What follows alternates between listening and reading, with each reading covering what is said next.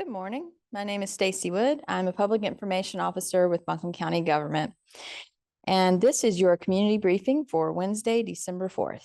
Before we begin, though, a quick note that the Stronger Together, AB Tech Stronger Together Community Resource Fair is happening right now at the AB Tech campus here in Asheville.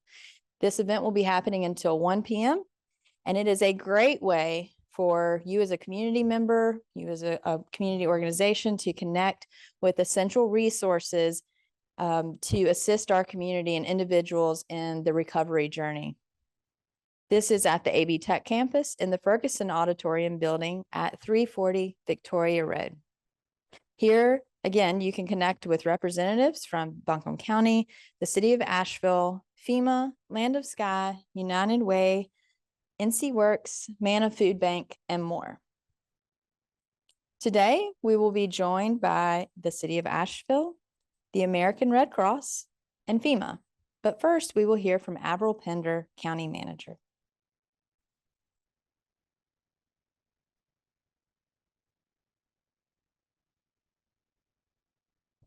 Good morning.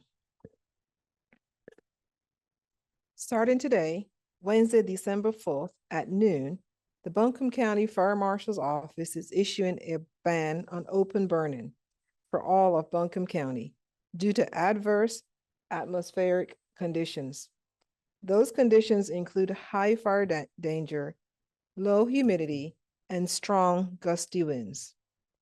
There is to be no burning of yard waste, debris, or land clearing burns during this ban. It is never legal to burn anything other than naturally occurring vegetation. This ban does not include fires containing a pit, barbecue grill, cooking fires, warming fires, or a chimenea device smaller than 3 feet in diameter. The burning ban will be in effect until Saturday, December 7th at 9 a.m. But during that time, the ban may be extended depending on conditions. Also a reminder that open burning is never allowed within the city limits of Asheville. An update on the FCC environmental transition.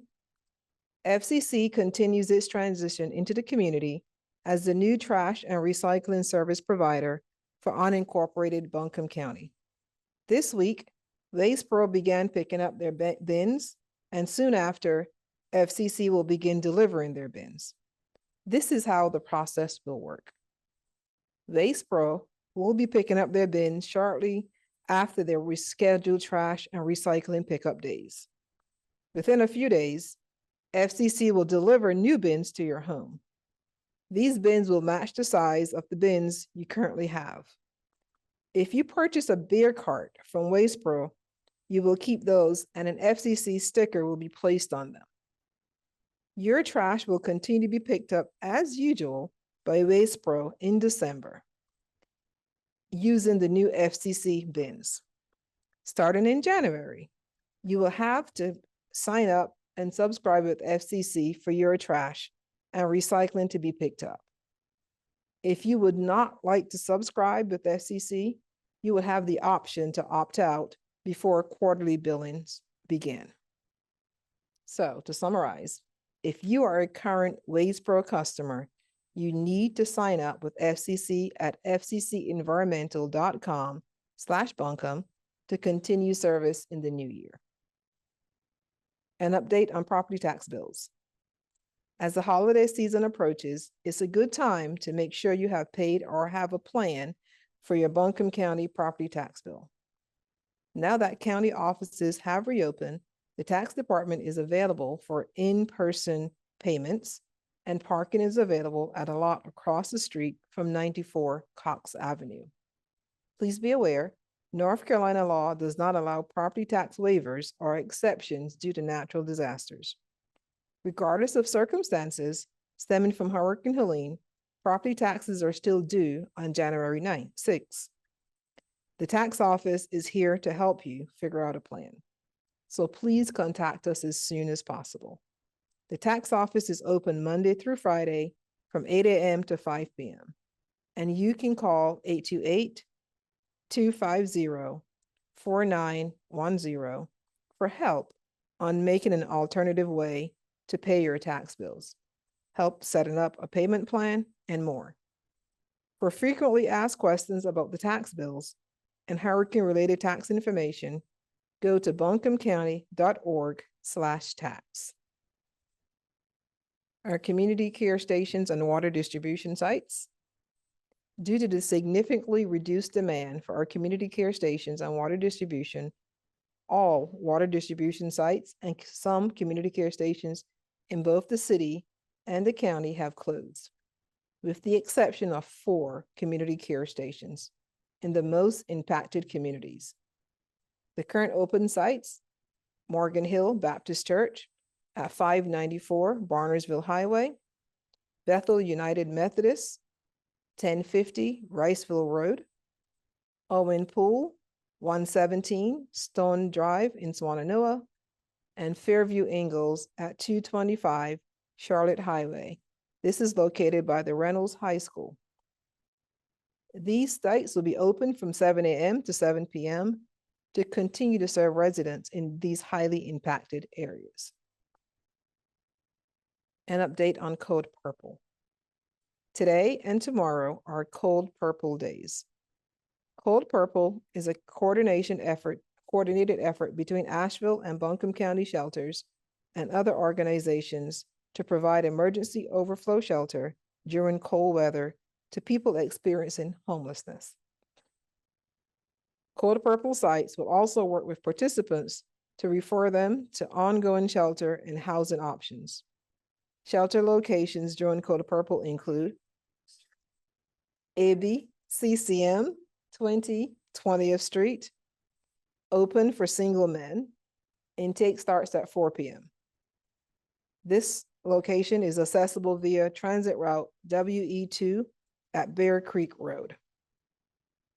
ABCCM Transformation Village at 30 Olin Haven Way is open for single women and children.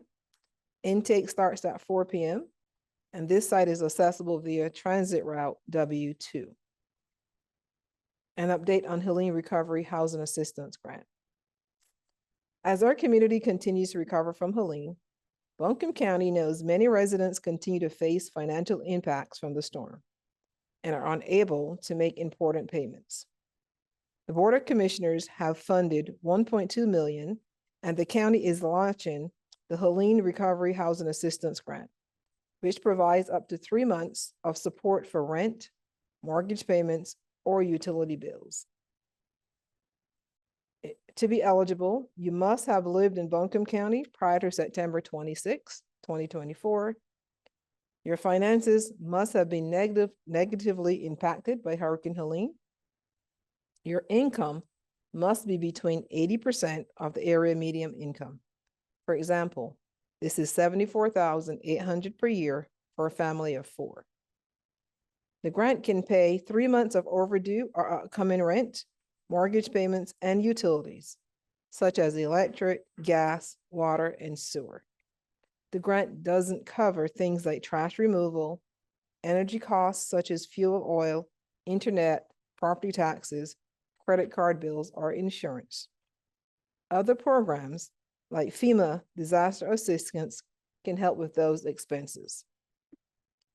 Applications open tomorrow, December 5th at 8 a.m. and close December 18th at 5 p.m. Funds are limited, so unfortunately, not everyone who is eligible will receive funds. But we encourage you to apply at buncombecounty.org. Once again, this application will be live on our website tomorrow at 8 a.m. and that website is buncombecounty.org. An update on our private property debris removal program, or PPDR. Almost 1,000 Buncombe County property owners have applied to have qualified disaster debris removed from their property at no cost through that private property debris removal program. The program also covers the demolition of eligible unsafe structures. Here are some important things you need to know about PPDR. PPDR, private property debris removal, is different from debris collections on public right-of-ways. PPDR is where crews have to enter a property to access and collect debris. We have been and will continue to collect debris at the public right-of-ways. If you are able to bring your debris to public right-of-ways, you do not have to apply for private property debris removal. If you do need to apply for private property debris removal, you can visit one of our private property debris removals application center, which is located at the Asheville Mall, Barnersville Fire Department, Swannanoa Fire on Bee Tree Road, and Fairview Library. Applications can also be submitted online at buncombeready.org. For questions, call the One Buncombe hotline at 828-250-6100 and select option 2. A debris update. Crews continue to pick up debris in Buncombe County.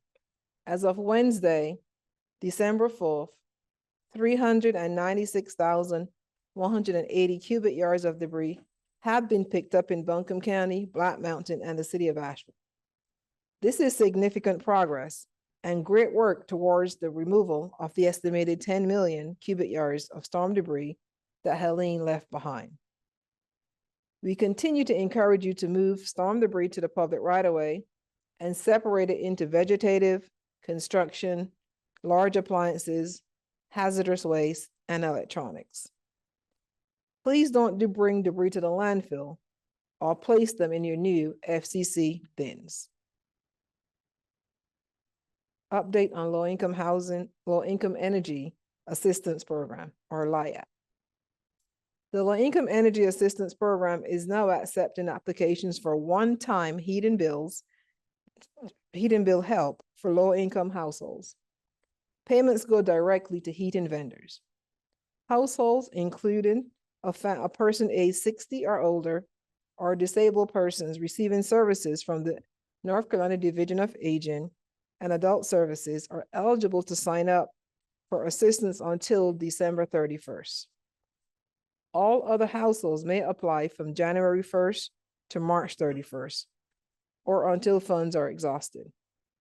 There are 3 ways you can apply for energy assistance: online at epass.nc.gov, by phone at 828-250-5500, and in person at 40 Cox Avenue, Monday through Friday, 8 a.m. to 5 p.m.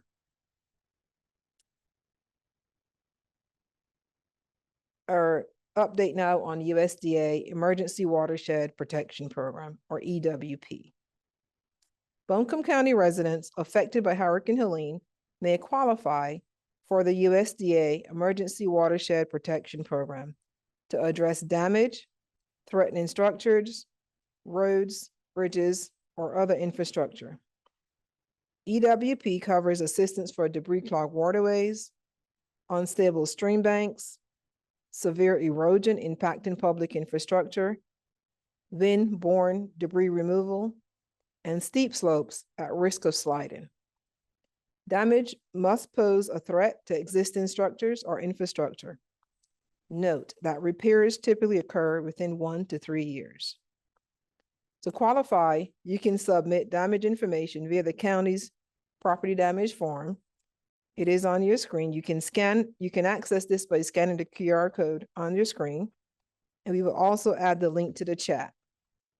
When submitting your application, please include photos of the damage.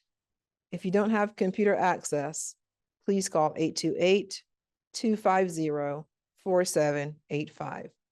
Again, that is 828-250-4785. As you've heard, there are many storm-related and non-storm-related assistance programs online or coming online. This can be overwhelming for some and a very overwhelming process. We encourage you to contact the One Buncombe line with questions, or if you need any connections to these resources. That number is 828-250-6100, and we'll be happy to assist you with these resources. And I'll turn it over to Todd. I'm not seeing Todd, I'm seeing Hanovic from FEMA.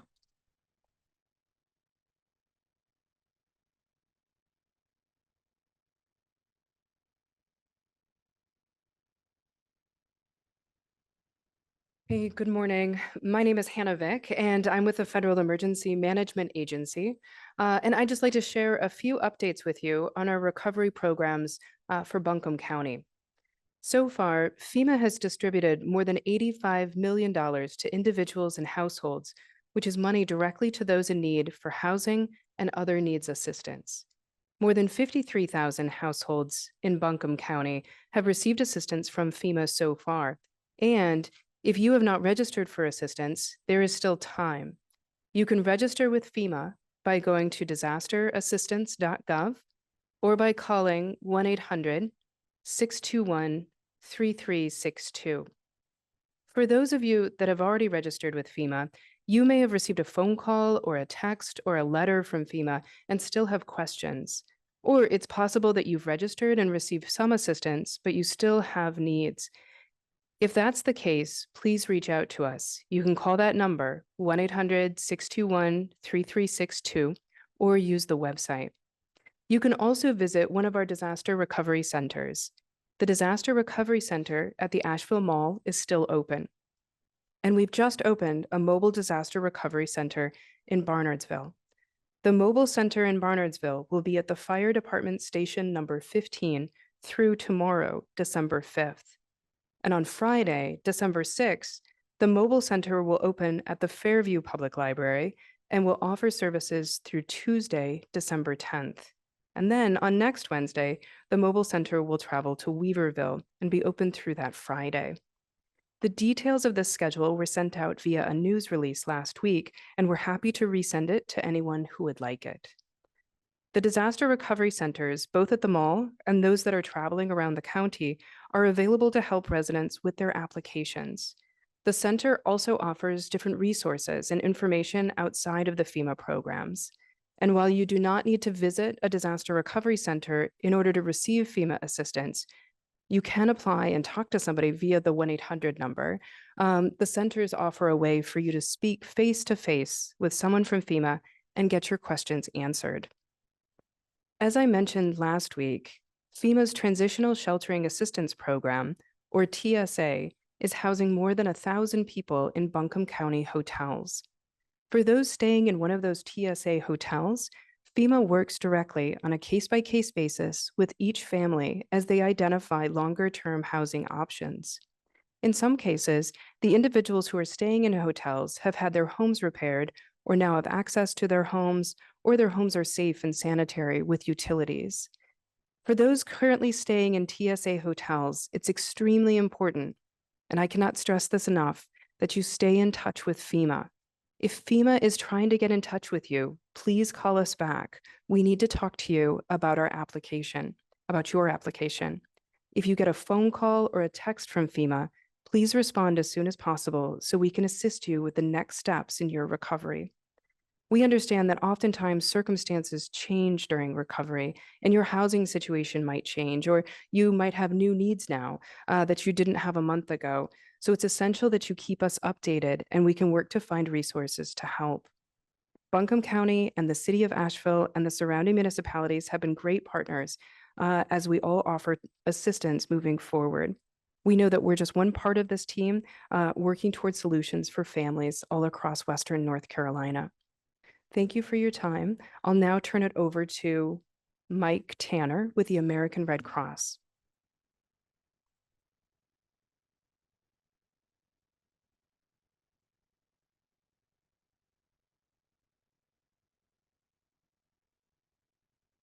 Good morning. It's a real pleasure to be here, mainly because I'm a Red Cross volunteer and have been for quite some time. But most importantly, I live here. I live in Hendersonville. So this disaster is very personal for me and for a lot of the Red Cross volunteers. As you know, over 90% of all the Red Cross workers that you see in the area are volunteers. Today, I'd like to really focus in on our financial assistance program. As you've heard from FEMA, as their financial assistance is coming into place, ours also is beginning. And what we're doing is we have sent out phone calls, text messages to all the folks who have had major damage and destroyed properties, your home. If you see these texts, I know you're very concerned about spamming, right? But if you see it's from the Red Cross, we really do need to get in touch with you. If you haven't already, please give us a call at 1-800-RED-CROSS. Or you can go to our website, and it's really straightforward. It's just redcross.org/Helene, and you'll see North or South Carolina. It'll be Helene-North Carolina. And here's why it's so important. Because if your home has severe damage, major damage, or if it's destroyed, you will get, or you may get, financial assistance from Red Cross. Our donors have given us the money to make sure that you're going to be helped. So please get in touch with us. But here's what we're going to do. We are in Buncombe County today, and we'll be in Hendersonville tomorrow, or excuse me, Henderson County tomorrow, and up in Watauga.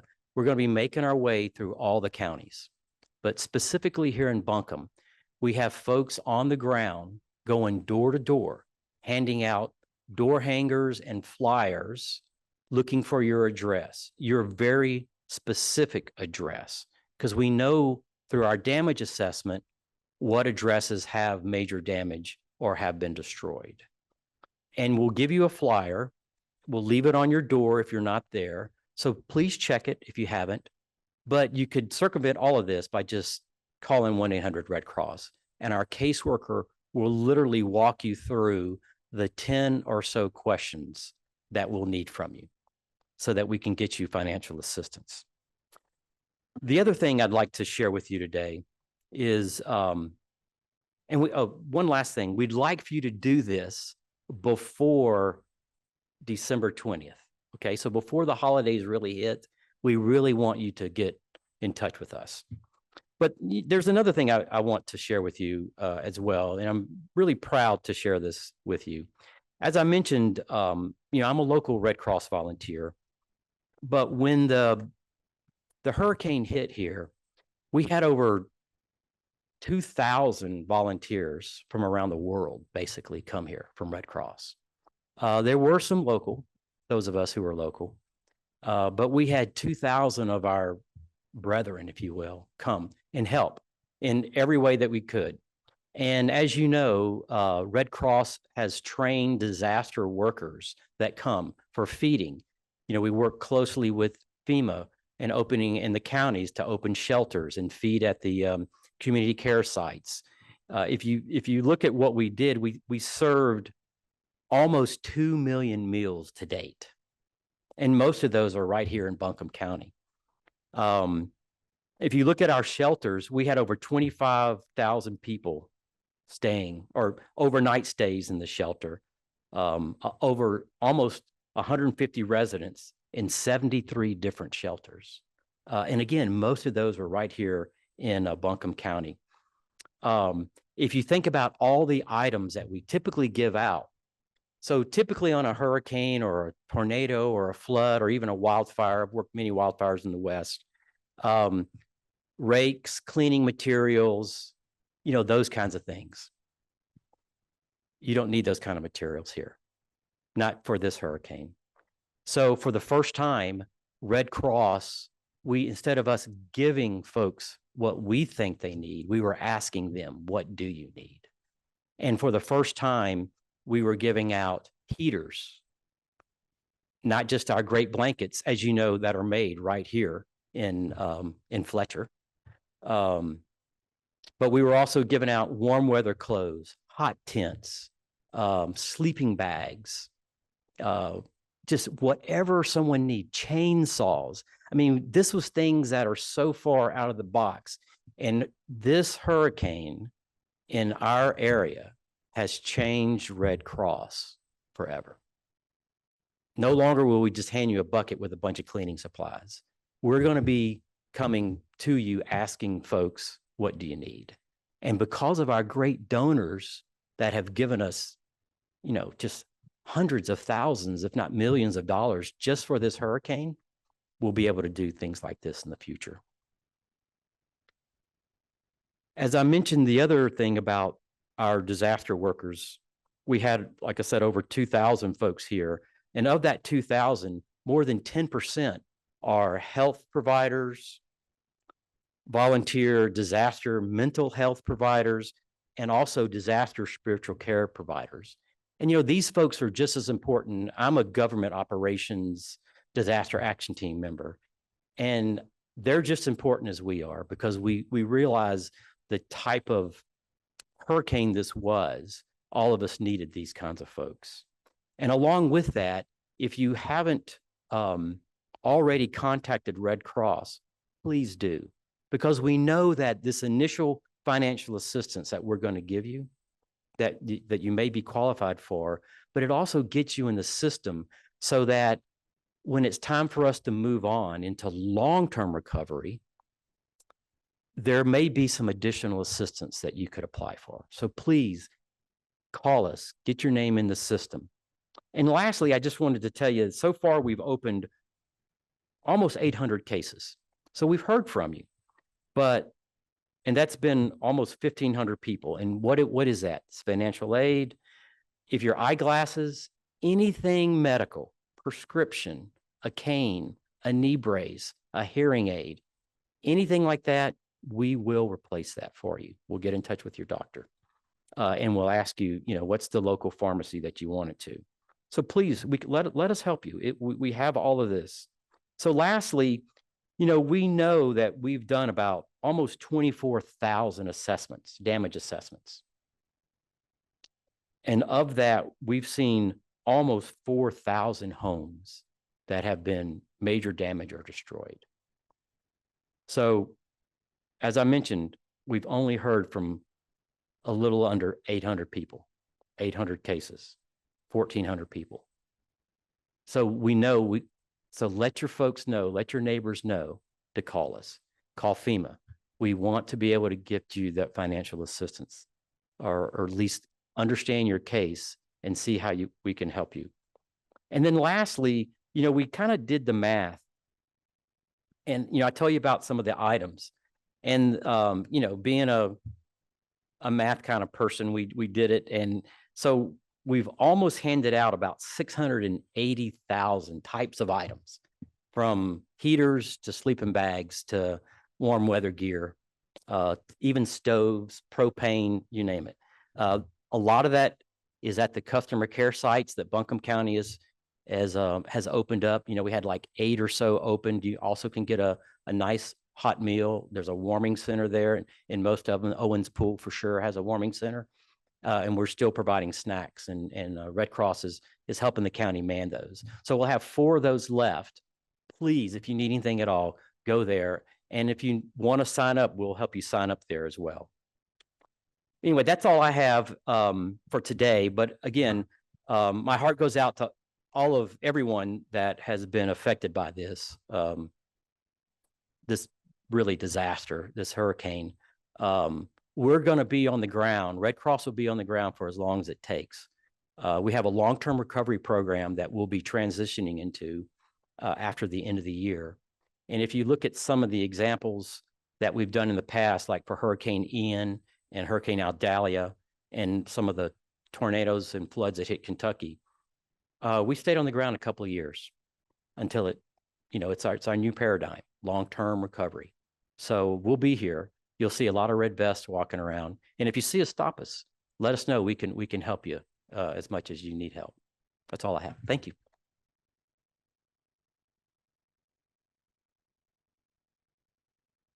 Thank you, Mike. And now I'd like to introduce Deborah Campbell, City of Asheville Manager.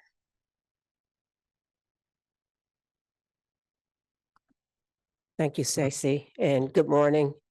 My name, as you heard, was Deborah Campbell, and I serve as the City Manager for the City of Asheville. As usual, I want to start by thanking everyone in the community for your continued support and your ongoing efforts to contribute to our community's recovery from Tropical Storm Helene. We are on day 70 of our emergency response and recovery efforts. Before I share updates, I would like to welcome Bo Hess to the Asheville City Council. I'd also like to congratulate Sage Turner and Kim Roney for being re-elected. Both Sage and Kim were sworn in on December the 2nd. Additionally, I would like to congratulate Antoinette Mosley, who was unanimously voted in as vice mayor. Lastly, I would like to thank Sandra Kilgore for her dedicated service and leadership. Her service to the community has made a lasting impact, and we appreciate her hard work and vision during her time as a city council member and as vice mayor. We look forward to working with the mayor and council in the upcoming year. And now for the updates. I know you all eagerly await our water updates, but both Clay and Brenna are attending the Community Resources Fair that was mentioned earlier, being held on the campus of AB Tech today. They are providing information and distributing free lead testing kits, so we won't have an update on water today. They will be back on Monday with an update on our lead sampling plan and provide information about the status of test results. However, Assistant City Manager Ben Woody and Water Resources Director David Melton are both here to help respond to any questions you all may have. I will now share updates on the demobilization of the city's water and food distribution sites, storm debris removal, rental assistance, and close by inviting you to view or attend some upcoming city council meetings. City of Asheville water distribution and mill sites closed permanently on Monday, December the 2nd. Over the course of the event, our sites distributed more than 3,914,237 million bottles and 1 liter cartons of drinking water. That number was so large, I could not even describe it. 22,391 gallon jugs of potable water, 257,262 gallons of non-potable water, 251,983 meals ready to eat, and 2,864 blankets for warmth. The success of our distribution sites would not have been possible without the dedication and hard work of our staff and volunteers who manage the distribution sites, often working long hours and in challenging conditions, including cold weather. Thanks to each and every one of you who helped us provide this much needed service to our community. To date, our debris contractors have collected 146,234 cubic yards of storm debris. Today, the contractor will have 28 trucks running. The trucks will be in the following zones. 1 in Zone 1, West Asheville, 1 in Zone 2, West Asheville, north of Haywood Road, 4 in Zone 3, downtown. Additionally, Zone 3 will have 1 mud silk crew operating 5 dump trucks, 11 in Zones 4 and 5, which is North and Northeast Asheville, 2 in Zone 6, which is East Asheville, and 4 in Zones 7 and 8, which is Southeast Asheville. Also, 2 debris separation crews and 3 tree crews will operate in multiple zones as well. As a reminder, we ask the community not to park cars in front of storm debris piles to ensure that crews can collect storm debris. Our rental assistance program. City staff will be at the fair to distribute information on the rental assistance program the city is helping to fund through Eblin Charities and Grace Covenant. As mentioned, water resources staff will also have a table with lead testing kits and information on water issues. Applications for rental assistance can be submitted over the phone for the program being managed by Eblin Charities by calling 828-255-3066 or visiting eblincharities.org/programs. This program is available to all individuals and families who need help paying for rent in the city of Asheville. For the program being managed by Grace, you can apply by visiting Grace Presbyterian Church at 789 Merriman Avenue between noon and 4 p.m. Monday through Sunday. More information is available by calling 828-254-3274. We encourage you to share this information with your neighbors. Information is also being shared through the city's social media channels and is also available on the city's website at asheville.gov/Helene/relief-assistance. And in closing, I'd like to invite the community to tune into the council agenda briefing tomorrow, December 5th. During this briefing, we will review upcoming items scheduled for our action at our December 10th meeting, but also we'll share some exciting information about our data and communication efforts around recovery, including the launch of a new Helene recovery dashboard. Next week, there will be a City Council recovery work session on Tuesday, December 10th at 3 p.m. The work will be a facilitated session focused on long-term recovery planning and will be followed by a formal City Council meeting at 5 p.m. As a reminder, public comment is not accepted at work sessions. The meetings can be viewed live or after the meeting on the city's YouTube channel, which is available on the front page of the city's website at www.asheville.nc.gov. And as always, thank you to our mayor, our city council, our local, federal, and state groups, and our for-profit and nonprofit partners, and also to our community. Although we have a long way to go, we are making steady progress, and we will build back better. Thank you.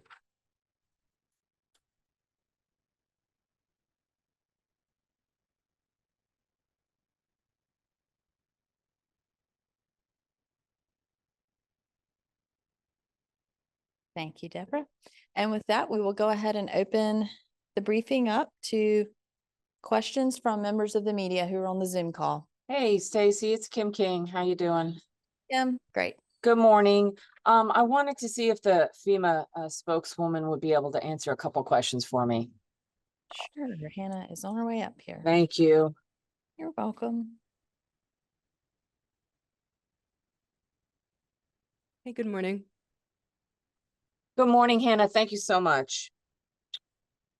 There are concerns in our community that there is a massive crisis brewing for people who do not have FEMA housing, temporary housing. On Monday, I profiled Anva Terrain Hensley's story and her 81-year-old mom who are living at the Quality Inn in Black Mountain. And she says she was on the phone for 3 hours, could not get a FEMA rep.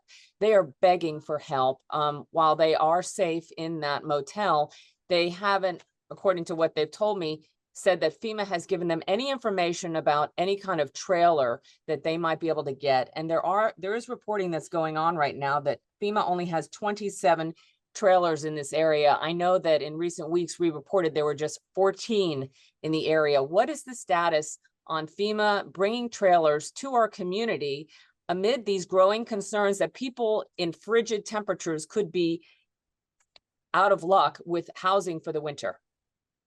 No, that's such a great question. And I know that we're very much working with the county and the city, as well as the municipalities on this particular issue. I know we're having multiple meetings each day, not just with our internal group, but also with our FEMA staff back at Hickory, as well as headquarters. So we're very well aware of the challenges in front of us. I can say a couple of things. So the first is that we do have more than 1,000 people in Buncombe County right now who are being sheltered in our transitional sheltering assistance program, just like you mentioned, in hotels. And the primary reason for that is because we want people to have safe and sanitary place to stay. That is what we are going to continue to do so that, especially as people are facing the winter and there are housing uncertainties, we want to make sure that they have someplace that's warm, safe, and sanitary. So we have our transitional sheltering assistance program. As people are in that program, though, we are working with them on a case-by-case basis about what their longer-term solutions might look like. So there are a number of different programs that are available with FEMA. One of the programs, of course, is to help with repairing a home. We can offer financial assistance that way. We can also help with rental assistance. I know that we've been talking about that before, but for example, if somebody says, I need help with paying my rent or finding a rental location, we can provide some assistance that way. And then, as you mentioned, there are other kind of programs, for example, matching up disaster survivors with the mobile units. So the mobile units are in the process, just like you mentioned, we started at 14 and now we're at 27. We do understand that that doesn't necessarily match the need right now. However, we are working very hard, not only to place mobile units as feasible on private property, but more importantly, putting them into commercial parks that are already set up with like utilities. They already have pads available for units to be installed in a much quicker way. So we're working with the county on that, and we're also matching up individuals who are interested in that program. So along the lines of all of those programs, though, that are available is that one-on-one connection. And so just like you mentioned, the 1-800 number, that can be frustrating, but we encourage individuals to continue to stay in touch with FEMA, keep their applications updated, keep us updated about their current needs, either by calling, either by going to the website, or as I mentioned before, if it's possible, if it's feasible, I know it's not feasible for everybody, but if possible, going to a disaster recovery center. We've got the disaster recovery center at the Asheville Mall right now. And then of course, we've got these mobile units that are going around to the other areas in the county. What is this situation with the building of the trailers? We would be grateful if FEMA could be very transparent about what the progress is. Are these having to be built? Why is there such a delay? Why is there only 27 trailers here and going into winter? Well, I would say the first point is that the individuals that have expressed to us that they have a need are in safe and sanitary housing right now. We have put them into hotels, or we've identified other options for them, and that is our utmost priority right now.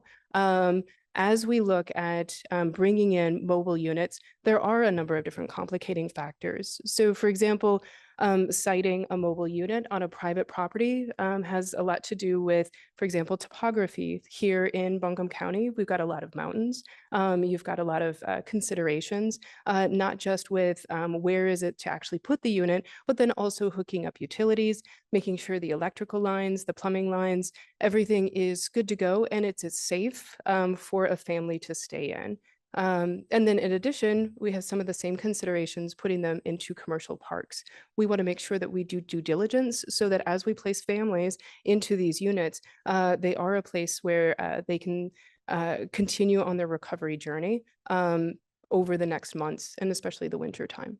And just, I'm sorry, one more question. There seems to be a lack of staffing for FEMA. We have received multiple press releases and the attachments basically are saying we are hiring, we are hiring. Is the fact that someone like the woman that I profiled, Anva Terrain Hensley, who says she has called FEMA trying to get information and no one has called her back. She was on the phone 3 hours. Are you struggling with staffing? Because another story is reporting that Cotton Logistics, that was a federal contractor, started tearing down their employee housing in Candler before Thanksgiving and that they have now left. Oh, no, that's a great question. So the responder housing or the responder lodging facility that was that you're referencing, the Candler Village responder lodging facility, that was housing only responders. However, the intention of closing that down was so that we could support the local economy and get those responders into hotels at government rates. We heard very loud and clear from the local economic community, the business community, that they would appreciate support during this tourism season. And so the decision was made in conjunction, with the state and our other partners that we want to support the community right now. We want to do everything that we can to boost business in whatever way that we can. And so as emergency responders, we're able to come in and pay a government rate for hotels, but then also foods, restaurants, rental cars, other ways in which we can support the economy during this time. So the closure of that facility did not have anything to do with a decrease in the responder staff supporting this particular disaster. It had everything to do with being good partners here in this community. This is John Boyle with Asheville Watchdog. I have a question for David Melton. David Melton is on his way. Thank you. Good morning, John. Good morning, David. Hope you're doing all right.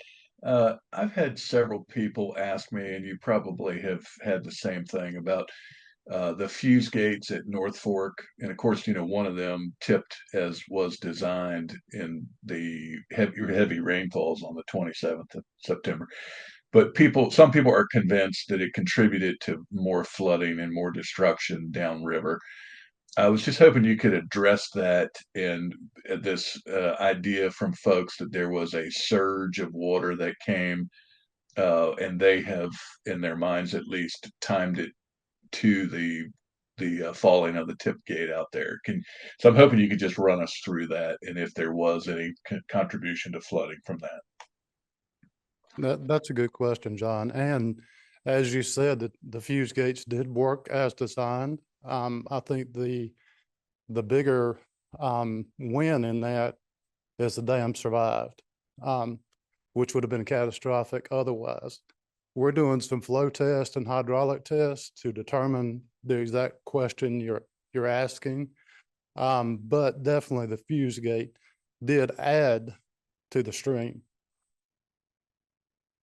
And David, when you mentioned the flow rates and the testing, I'm assuming that's what it sounds like, that it would be, you look at a certain time of flow increases. How long do you think that will take y'all to get those results back?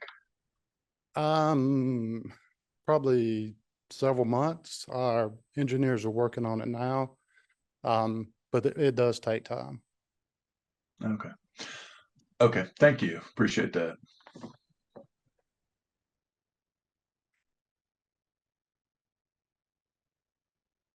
Any additional questions? We've had some questions in the chat about when the Army Corps of Engineers will start their waterway debris removal. Sure.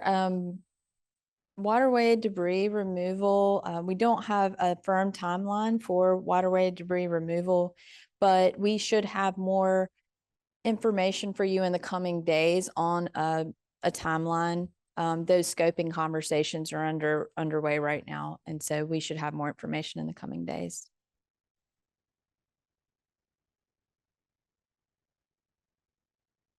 Anything else?